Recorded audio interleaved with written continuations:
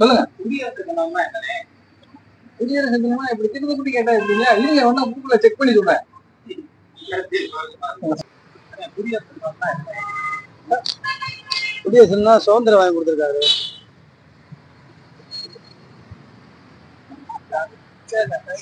ஆனா இன்னைக்கு குடியரசு தினம் கொண்டாடுறோம். குடியரசு தினம் என்ன? அதான் அப்படின்னா என்ன? குடியரசு தின விழா அப்படின்னா என்ன? அது எதுக்காக கொண்டாடுறோம்?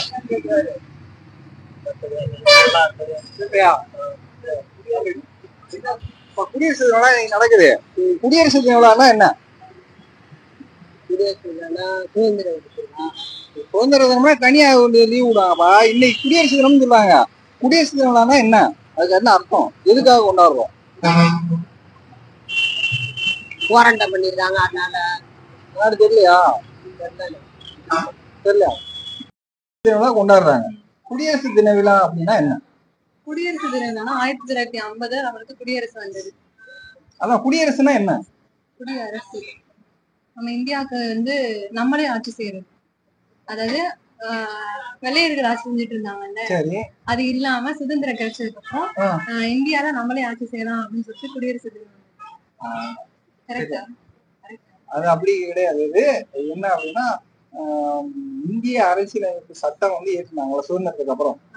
அந்த அரசியலமைப்பு சட்டம் இன்னைக்குதான், அதாவது ஜனவரி 26ஆம் தேதி தான் இன்னைக்கு அமுல்படுத்தப்படுச்சு. அதுதான் நீங்க சொன்னது சரிதான். என்ன கான்செப்ட் அப்படிங்கிறது. நன்றி. ஆனா இன்னைக்கு குடியரசு தினம் கொண்டாடுறோம். குடியரசு தினம் அப்படின்னா என்ன? குடியரசு தினம்னா குடியரசு தினம் நம்ம ஆங்கில அறிவிச்சது தனியா நம்ம கொண்டாடுற மாதிரி. நமக்குன்னு சுதந்திரம் அடைச்சதுக்கு அப்புறம் நம்மளோட குடியுரிமையை காப்பாத்துறதுக்காக அரசாங்கம் நம்மளுக்காக தெரிவிச்சு. அது குடியரசு. நன்றி. இன்னைக்கு குடியரசு தின விழா கொண்டாடணும். எதுக்கு கொண்டாடும்? குடியரசு தினம்னா என்ன? குடியரசு தினம்ன்றது அரசியலமைப்பு சட்டம் சம்பந்தப்பட்டதுதான் குடியரசு தினம். அதான் எதுக்கு? என்ன காரணம்? குடிமக்களுக்கு சரியான அங்கீகாரம் கொடுக்கறது தான் குடியரசு தின விழாவா கொண்டாடிட்டு இருக்கோம். சரியான 1947ஆம் ஆண்டு நம்முடைய நாடு சுதந்திரம் பெற்றது.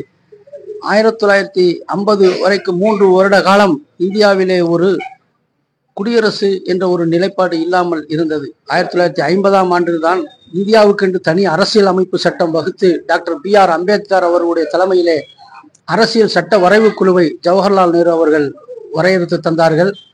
அந்த வரையறுப்பின் அடிப்படையிலே இன்றைக்கு ஜனவரி 26ஆம் தேதி 1950 இந்தியா குடியரசு நாடாக பிரகடனப்படுத்தப்பட்டது. மக்களாட்சி தத்துவத்தை ஏற்படுத்தி மதசார்பற்ற தன்மை, செக்குலரிசம் என்று சொல்லப்படக்கூடிய மிகப்பெரிய ஒரு கட்டுமானத்தில் இந்த இந்திய நாடு கட்டமைக்கப்பட்டுள்ளது.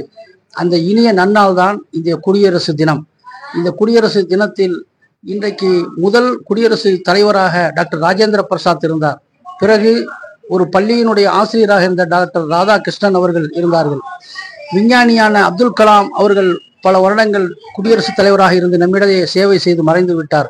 இன்றைக்கு ஒரு பழங்குடியின பெண்மணியான திரௌபதி முர்மு அவர்கள் இந்திய நாட்டின் முதல் குடிமகனாக ஜனாதிபதியாக திகழ்கிறார்கள்.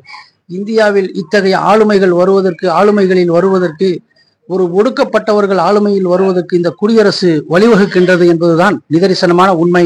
எல்லோருக்கும் குடியரசு தின நல்வாழ்த்துக்கள்.